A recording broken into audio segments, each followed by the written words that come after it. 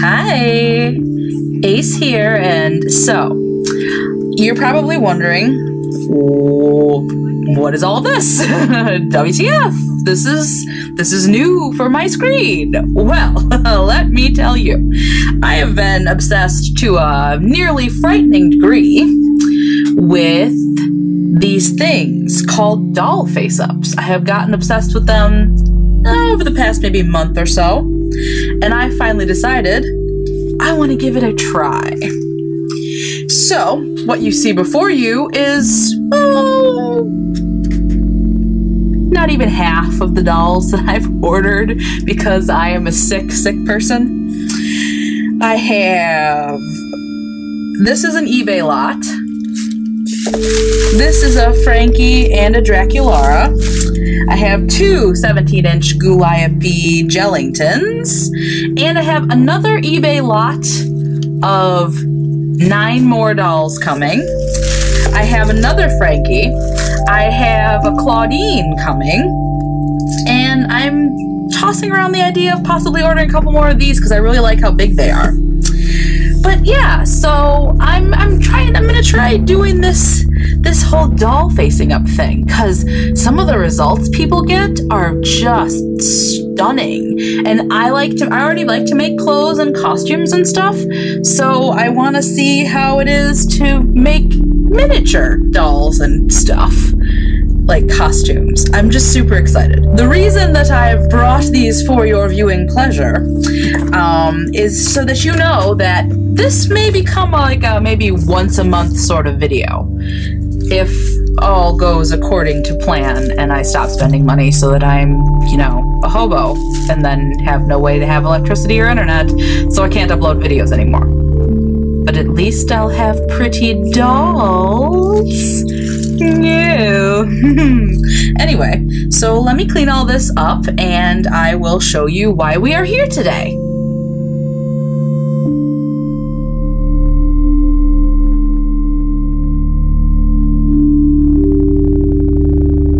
Hopefully you don't mind naked doll butts.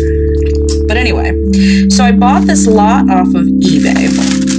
And it came with a whole bunch, a few clothes, a few wigs. It's a make a monster pack, I believe it was called. And you see I have here, I don't know who these are, if they are even people. That one looks like a Draculara. That looks like she's supposed to be a cat. But anyway, the entire reason that I bought this lot was because of this little beauty right here. Because I saw her and immediately thought, oh my Lord in heaven, do you know who that could be? This could be a Maleficent. So guess what we're doing today, ladies and gentlemen? I'm so excited. But yeah, so I have plenty of things to, and like I said, I have 9 more of these coming in the mail, plus 2 more that are in boxes, like that are brand new. And I'm so excited, you guys. I love Maleficent. I have a sick crush on Maleficent. So now I'm gonna make my very own Maleficent. Oh, I'm so excited. So come on, follow me. We're gonna go on a freaking adventure. Okay, so we're switching to voiceover mode because when I was making this doll, it was about 900 degrees in my room, and I couldn't have a fan on if I was going to talk to you guys, so I had to make the executive decision that I needed to have a fan. Anyway, so here is our Create a Monster doll. I've removed her face with acetone after removing her head from her body, which that was one of the reasons why I wanted to use a Create a doll first, because it's more like Bebe's first custom doll, because it's made to come apart, so I don't have to fight and tear off a head after boiling water or, you know, all that. But anyway, so my first order of business is, of course, to make an armature so that she will have horns. So, as you can see, I'm taking 22 gauge wire and basically making holes. I learned from Delightful that whenever you make a wire armature, you need to have 3 points that sit in the head. It makes it stronger. So I made her horns, and then I made those little side doohickers on her headdress. I'm referencing pictures of the animated Maleficent like compulsively. And I have this magical stuff called Apoxie Sculpt that Delightful also introduced me to. And with that, I am sculpting her cowl. Now, the first layer, I'm basically just shoving it into the armature and kind of filling it up, I guess, so that it's more easily, or more solid. Yeah, so it's more solid. And I'm kind of using some clay tools to sort of mold it, I guess, but for the most part, it's just to fill up that armature to give it a nice solid base. And then I come back with another layer of it and start working in some more details. One thing I think I learned while using this Apoxie Sculpt is, so I didn't want to mix up too much of it at once because I didn't know how much I would need.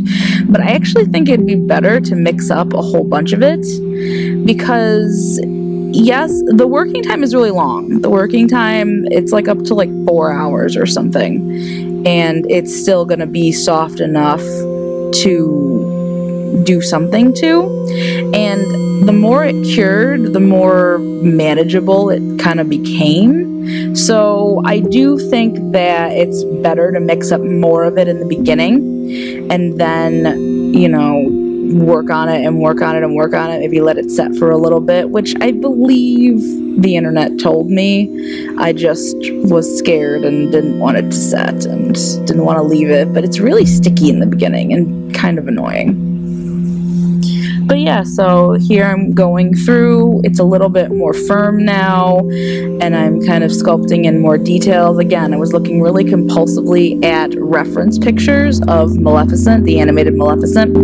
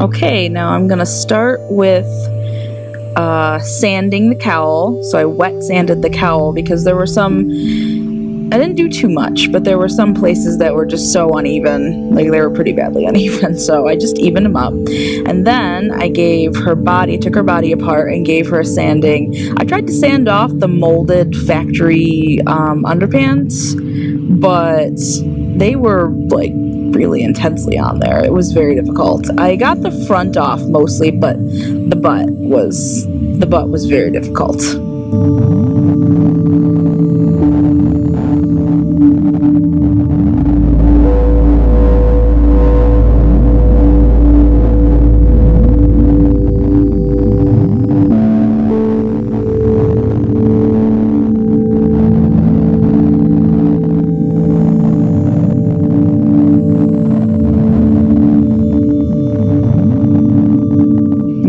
But now we're going to start blushing. I'm using Rembrandt Soft Pastels.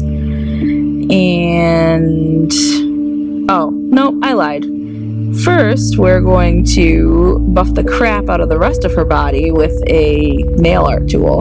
And look, I remembered to put on my cotton gloves eventually. Yeah. They're actually really difficult to work in because I'm not used to them, so it's very hard to like hold things and do fine detail with things. But anyway, so yeah, now we're blushing all of her joints for the most part. Actually, my soft pastels got streaky at a couple of points. I didn't realize the brush I was using wasn't 100% dry. Like the bristles on the inside were still a little damp. So I kept streaking and I kept being like, why are you doing this to me? No. But eventually I figured it out. So anyway, body blushed. And then I'll go through and blush the face as well, just like a preliminary blushing with some dark green pastels. And then spray with a couple coats of Mr. Super Clear.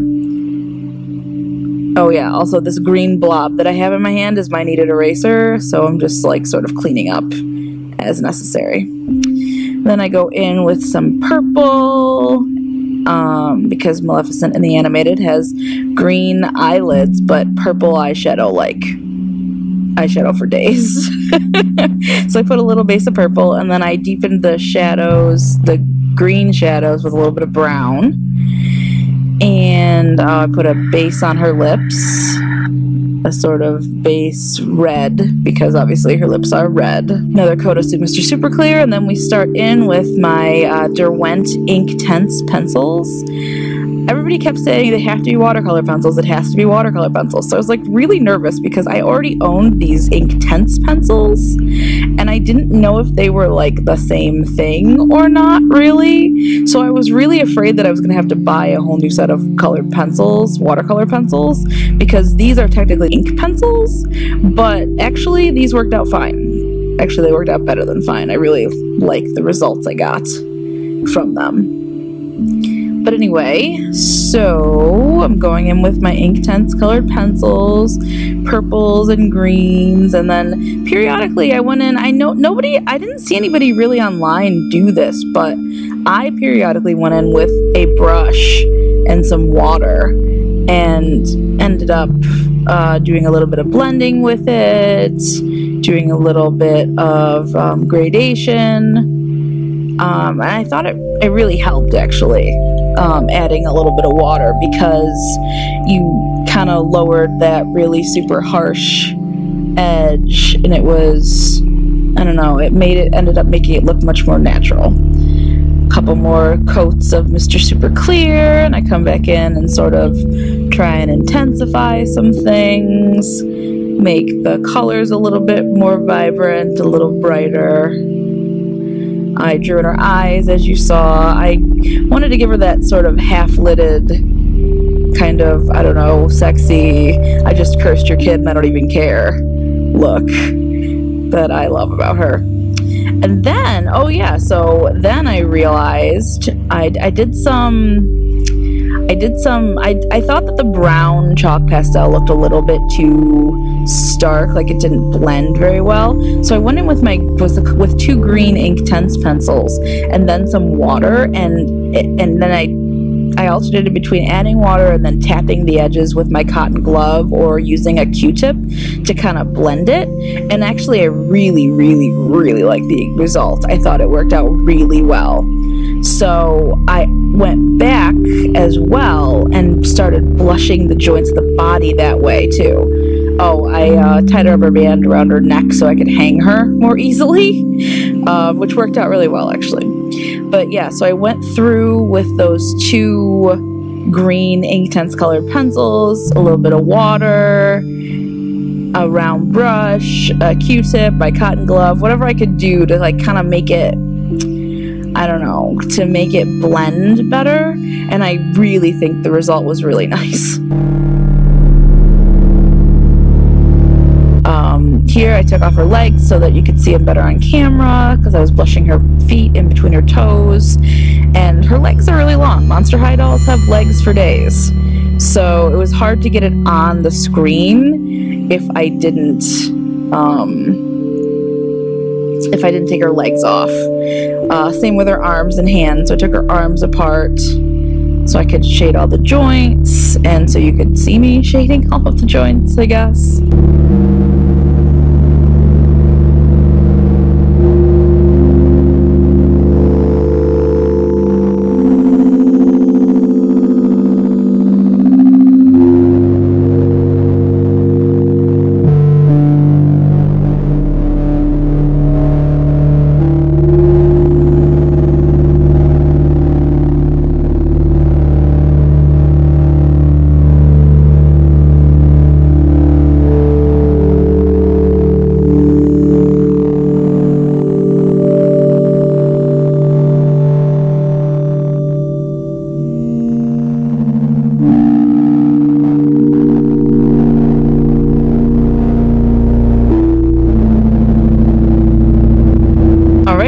reassembled her, and actually here, her fingers were stuck together.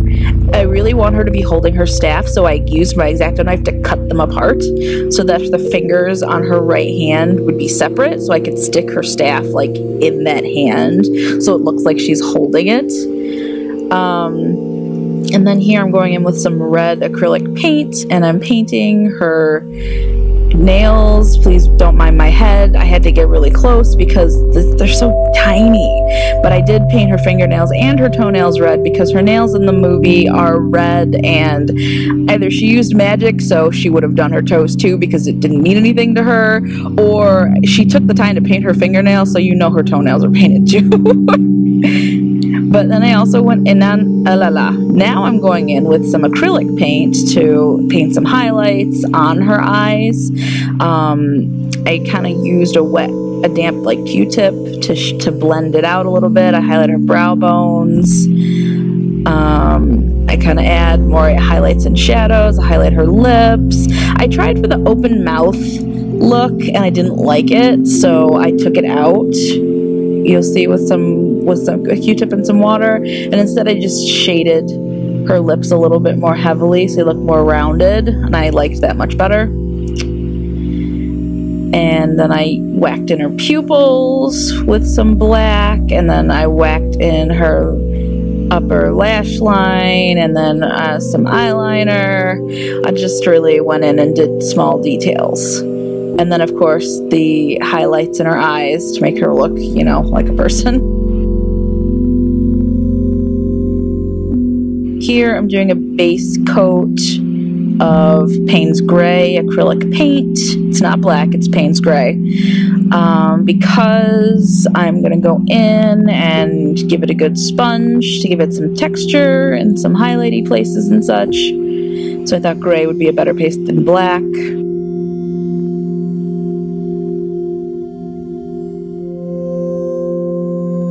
Here I'm going in and sponging some light gray. It looks a little garish at first, but don't worry about that. Don't mind that. I'm going to go back in here with some black acrylic paint on a smaller sponge and sponge over all of the lines, all of the divides in her cowl. And then lastly, I mixed some gold pigment powder with some clear gel glue, and because I don't have any metallic gold paint, but I did that, and then I painted all of the details because in her cowl, because they looked like they were getting lost, and I really wanted you to be able to see the sculpt, so I went in the crevices and did that. And then it's on to 3 coats of Mr. Super Clear. And then really quickly I went in and I did her eyes and lips with a glossy varnish, and then I decided I wanted her cowl to also be glossy. So I gave the cowl a coat of the same glossy varnish I used on her eyes and lips. And then a super fierce set of lashes, which were really irritating to put on, I'm not gonna lie. I ended up doing them one at a time and using pins to like press down the band to hold so the glue would set. It was painstaking and annoying, but she looks super fierce with her lashes.